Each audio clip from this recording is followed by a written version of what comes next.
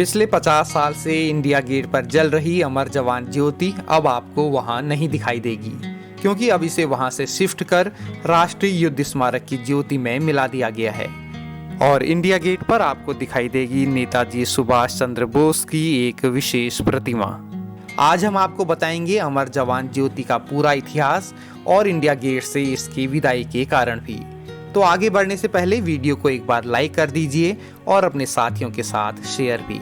Subscribe नहीं किया है तो बेल आइकन दबाने के साथ ही सब्सक्राइब जरूर कर लीजिएगा। वीडियो को अंत तक जरूर देखिए, आपको कई नई जानकारियां मिलेंगी।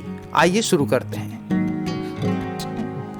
अमर जवान ज्योति की बात करने से पहले आपको जानना होगा 1971 में हुए भारत पाकिस्तान युद्ध के बारे में। ये वही युद्ध था जिसमें पाकिस्तान के जनरल नियाजी ने 80,000 सैनिकों के साथ भारत के सामने आत्मसमर्पण किया और उनकी वो पिस्तौल इंडियन मिलिट्री एकेडमी यानी IMA देहरादून में अभी भी सुरक्षित रखी गई है। और इसी युद्ध के परिणाम स्वरूप एक नया देश बना, बांग्लादेश। दरअसल पूर्वी पाकिस्तान कहे जाने वाले बांग्लादेश को आज़ाद कराने के लिए भारत ने भी अपने सैनिक भेजे और 3 दिसंबर से 16 दिसंबर 1971 तक चला था भारत पाकिस्तान का ये युद्ध। इस युद्ध में भारत के भी लगभग 3,843 सैनिक शहीद हुए और इन्हीं सैनिकों की याद में 1972 में राजपथ पर स्थापित की गई अमर जवान ज्योति।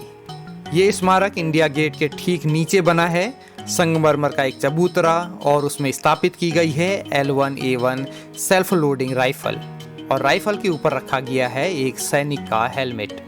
इसी के बगल में अमर जवान ज्योति हमेशा 24 घंटे प्रज्वलित होती रहती है। पहले अमर जवान ज्योति LPG यानी लिक्विड पेट्रोलियम गैस से जलती थी और सन 2006 से इसे CNG से प्रज्वलित किया जाने लगा। यहाँ पर ज्योति प्रज्वलित करने के लिए 4 जगह या कलश बनाए गए थे, जिनमें से सिर्फ एक ही हमेशा जलती रहती थी।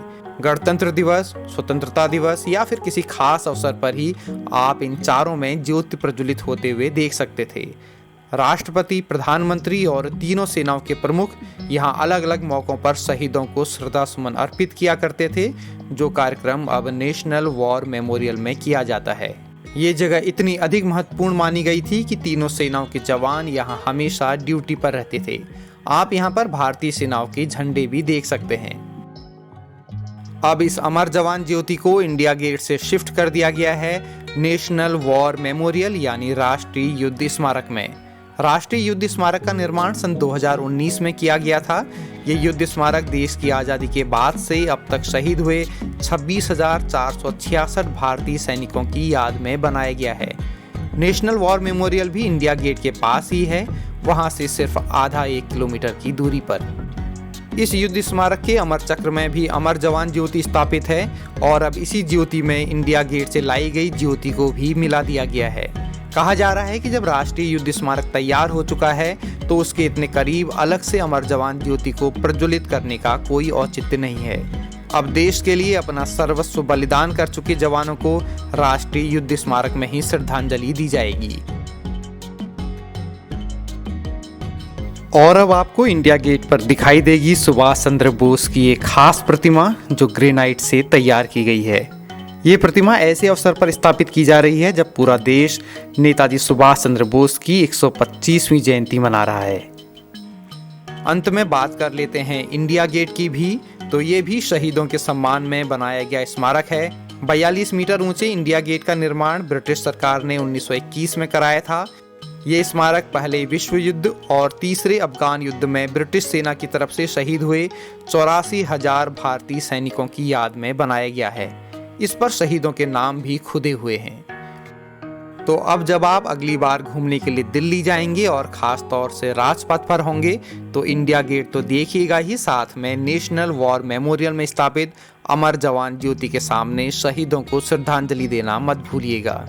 तो ये था आज का वीडियो अमर जवान ज्योति के बारे में। वीडियो आपको कैसा लगा कमेंट्स करके बताइएगा। जल्द ही मिलते हैं किसी नए वीडियो के साथ, तब तक दीजिए इजाजत। नमस्कार।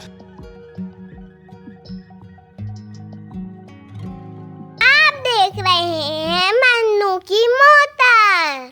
चैनल को करें सब्सक्राइब। सबसे पहले वीडियो को देखने के लिए बेल आइकन जरूर दबाएं। यू।